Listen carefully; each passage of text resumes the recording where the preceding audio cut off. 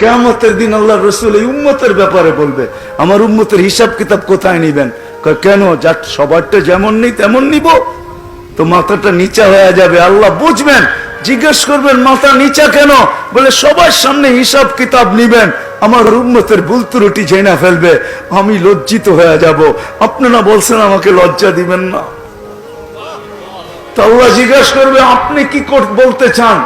আমার উম্মতের হিসাব কিতাব আমাকে নিতে দেন, আমি নিব, কাউকে জানতে দিব না। তো বলছে বন্ধু, এটা তো ওয়াদার বিপরীত হয়ে যাবে। আপনি যদি আপনার উম্মতের হিসাব কিতাব নেন, আর বড় বড় ভুল যখন আপনি দেখবেন, বড় বড় ভুল, আমি কেমনে বুঝাবো, কেমনে বুঝাবো? বড় বড় ভুল যখন আপনি দেখবেন, তো লজ্জা কি আপনি পাবেন না? বলছে স্বাভাবিক। বলে তাইলেও তো ওয়াদার বিপরীত হয়ে যাবে।